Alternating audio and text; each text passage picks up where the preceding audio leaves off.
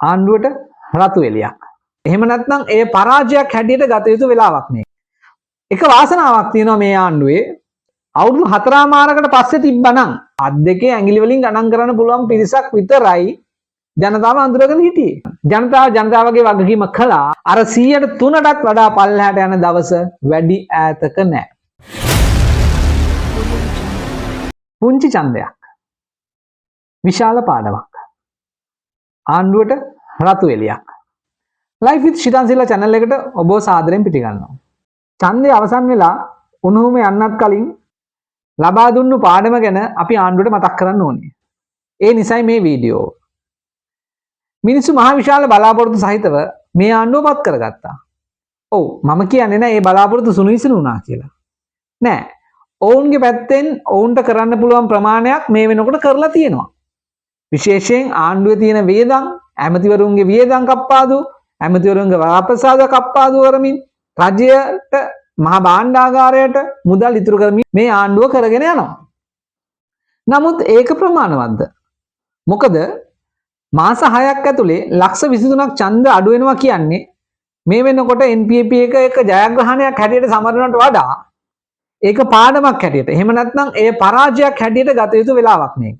මෙච්චර ප්‍රමාණයෙන් අපි දින්න කියලා ඉවර වෙලා ඒක උදම්මනා ගන්න හේතුවක් කරගන්නේ නැතුව මේක පාඩමකට ගත යුතුමයි. එක වාසනාවක් තියෙනවා මේ ආණ්ඩුවේ මාස 6ක් ඇතුලේ අවුරුදු 5කට පත් වෙච්ච ආණ්ඩුවට මාස 6ක් යන්නට ප්‍රථමයෙන් ජනතාව රතු එළියක් දුන්නේ. එහෙනම් තව අවුරුදු 4මාරක් යනකොට ඒ රතු එළිය කොළ එළියක් කරගන්න පුළුවන් මට්ටමකට වුන් සමත් වෙනවා නම් ඊළඟ අවුරුදු 5 ආණ්ඩු බලයත් ජනාධිපතිවරයෙකුත් ජාතික ජනබල වේගයෙන්ම පත් කරගන්න පුළුවන්. ඒක තමයි වාසනාව.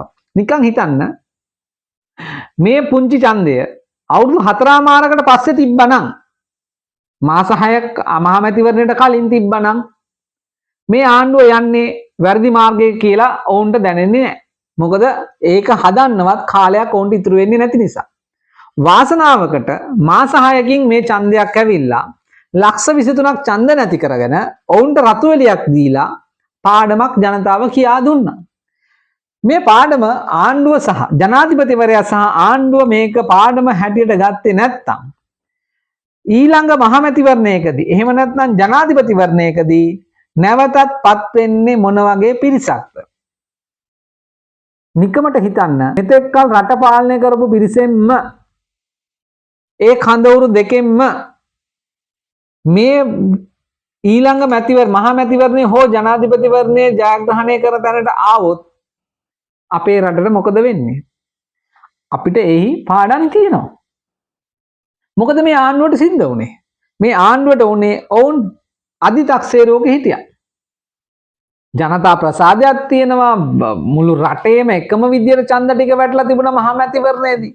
එකම සිටියමේ එකම පාඩමකින් මහමැතිවරණය ජයග්‍රහණය කළා. ඔව්.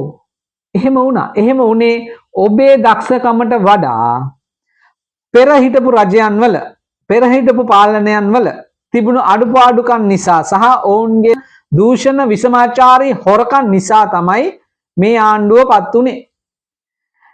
එහෙම නැතුව ජාතික ජනබලවේගයේ හින්න മന്ത്രിවරුන් අඳුරගෙන හිටියේ නෑනේ ආණ්ඩුපත් වෙද්දී. බොහොම පිරිසක් විතරයි. ජේෂ්ඨ ටිල්වින් සිල්ලා එහෙමත් නැත්නම් විජිත හේරත් නලින්ද ජයතිස්ස ලාල්කාන්ත අන්න කුමාර දිසානායක ඔය වගේ බොහොම අත් දෙකේ ඇඟිලි වලින් ගණන් කරන්න පුළුවන් පිරිසක් විතරයි ජනතාව අඳුරගෙන හිටියේ. නමුත් ඒ කිසි කෙනෙක්ව අඳුරන්නේ නැති වුණා. 159ක 3/2ක බලයක් දීලා හිටපු හොරු ටික එලවලා දාලා සුද්ධ කරලා දාලා ලොවෙත් නැති වෙන්න දිනලා ආණ්ඩුවක් පත් කරලා දුන්නේ නීති මදි නම් නීති ප්‍රමාණවත් නැත්නම් ඒව සම්මත කරලා හරි ජනතාවට බලාපොරොත්තු වෙච්ච ඒ දූෂකයන්ට දඬුවම් පැමිණවීම කළ යුතුම නිසා. අනිත් කාරණාව ජාතික ආරක්ෂාව.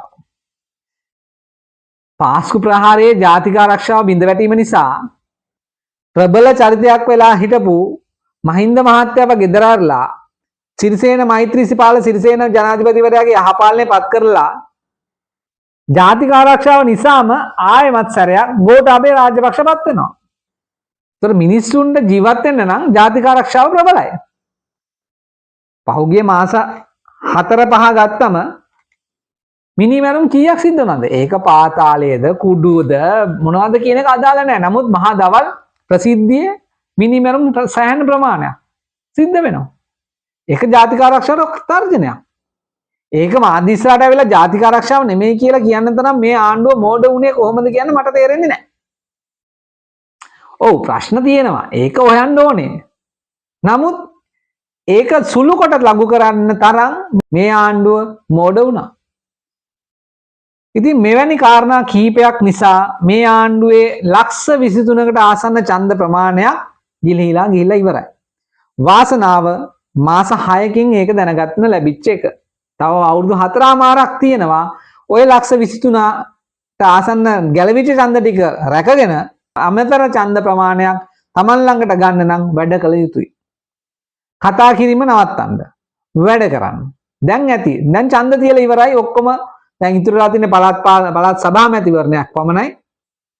ඡන්ද වලට මහන්සි නොවි කියපු දේවල් කරන්න සූදානම් වෙන්න.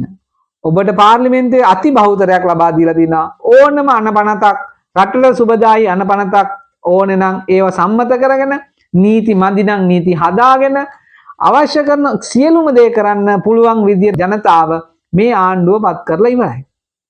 එහෙනම් මේ රතු එළිය හොඳට වැටහාගෙන අධිතක්සේරුවක ඉන්නවනම් ටිකක් උඩින් ඉන්නවනම් බිමට බහින්න පොළොවට එන්න ඇවිල්ලා වැඩ කරලා මේ ජනතාව බලාපොරොත්තු වෙච්ච ඒ සියලුම කටයුතු හොරු ඇල්ලීම පාස්කු ප්‍රහාරය සැමට එක නීතියක් මේ සියලු දේම නැවත ගොඩනගලා දෙන්න.